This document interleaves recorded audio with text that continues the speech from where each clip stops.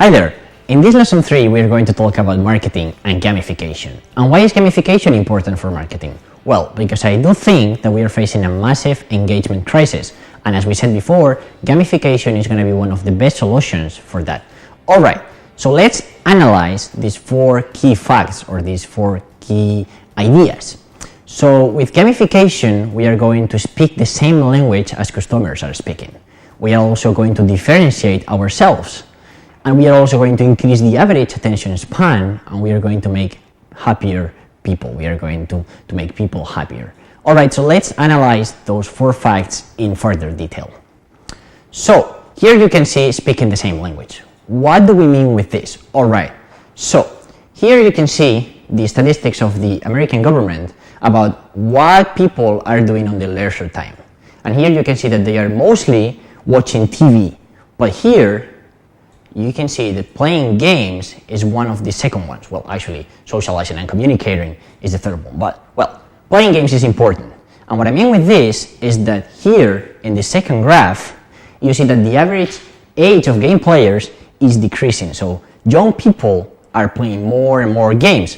And all of those young people usually are playing more video games, and they are doing less TV, or they are doing less playing board games, or whatever. So more and more people are playing games nowadays, and all those people are going to have this kind of immediate feedback structure in their minds that we said before.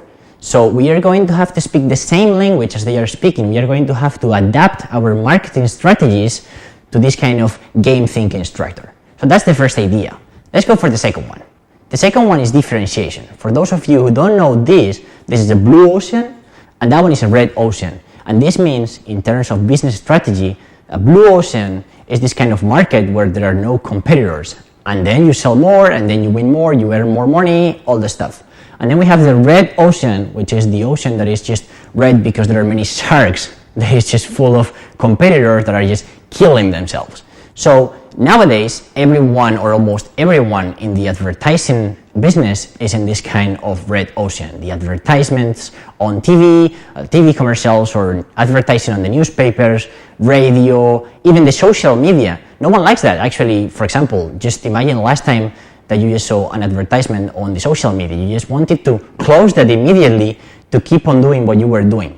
So with gamification, we are going to try to get all those people engage with our advertising. We are going to try to get them engaged with what we are trying to tell them, and that's what games do best. You start playing a game and then you just keep on focused. You just keep on being focused. So that's the second idea, differentiation. The third idea is going to be the average attention span. We've already talked about this in former videos, that we said that the average attention span was something like around 8 seconds. And that's why I put this picture here of Finding Nemo. Because usually, and nowadays, our average attention span is something like 3 seconds, 7 seconds, 8 seconds. You're just going through, I don't know, through the Facebook wall, and then you see an advertisement and, well, okay, just pass that. You don't want to see that. And then that is the average attention span nowadays. That's what we are doing with advertising. You see something on the internet and you just close it. You see something on the newspapers, you're not interested in that. And that's losing money. Like, you're losing money, investing all that money on advertisement, and people are not seeing that.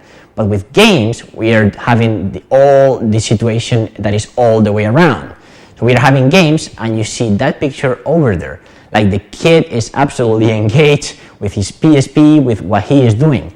And that's what we want. We want people to be more engaged on what we are telling them, what we are communicating them, or what we are trying to tell them. Okay, that was the third idea. Then we have the fourth idea, which is we need happier people. So this is a picture from the last workshop I gave at Sevilla, and all those people, in the end, they were so super happy. We did some kind of good stuff, and we had fun, we gamified the workshop, alright, they were happy. And after that, many good things happened. Like, they kept on calling me, they kept in contact, they kept in touch. So we need happier people. When your customers are happier, they will talk better about you. They will probably buy more of your brand. They will refer to others, like in Dropbox. So that's what we need, happier people. Alright, so let's see some examples about that. We are going to just briefly analyze the example of Dropbox, the example of Nike Plus, the example of the Steam trading cards, and I will tell you a bit more of advert gaming, something like that. Alright, so the first stuff is Dropbox, which you might all know about it. Dropbox was famous because of its growth hacking structure. Growth hacking is something like what we are trying to achieve nowadays with gamification, which is getting more users. And they were giving you this kind of referral structure. So they were telling you, okay, if you tell someone about Dropbox, we are going to give you more gigabytes of space. And that worked really, really good. Then later on, they did this kind of drop quests, which were small, funny tasks to let you be more engaged with that. And then people kept on referring Dropbox to others. So Dropbox got amazingly big in the world. So that was a small structure of gamification, but it worked really good. And they keep on improving that. The second example is Nike Plus. It's one of the most, the classics of gamification and marketing. You know what they did? Like Nike was behind Adidas in this kind of runners competition. They wanted to get more runners to buy Nike, and they developed Nike Plus, which the most famous accessory is the Fuel Band. And what they did is let you track all your progress and share it with your friends and create goals and earn badges and all the stuff. It was a very simple strategy, but it worked out really good. And they keep on doing more and more stuff based on competition and based on collaboration. The third one, which is the one that I want to remark and highlight, is the Steam trading cards. Alright, so here you see my profile on Steam, which is GoGoGo. I encourage you, if you want to play with me on Team Fortress, you can do that. And here you see the Steam trading cards, which is something that you achieve when you're playing Steam. So what they want you is to get more engaged with playing. They want you to play more. That's the main objective. They also want you to pay more money, but well, the main objective is for you to play a bit more. So every time you play a game, not Team Fortress, because this is a free-to-play game, but every time you play a game that you paid for, they give you cards. They give you this kind of super fancy trading cards. And then you can get a limited amount of them. And to collect the others, you need to just trade with others, socialize, and all the stuff. So what they are doing is that every time that you are getting the whole set of cards of a game, you get rewards. You can customize your own profile, which is really cool. You can show badges to others. You can just earn discounts and vouchers, and you can earn, for example, some more items.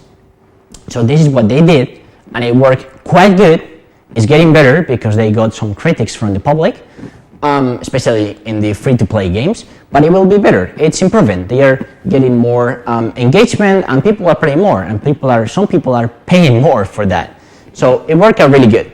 And then the last one is advert gaming, and you probably all know the monopoly of McDonald's, and you probably know the Lady Gaga was advertising herself on Farmville. So that one really worked out also very good, especially for McDonald's, because many people are just going to McDonald's on that period of the year when they are doing the monopoly to just, let's see if I get something for free, or let's see if I can get some fries, or whatever it is.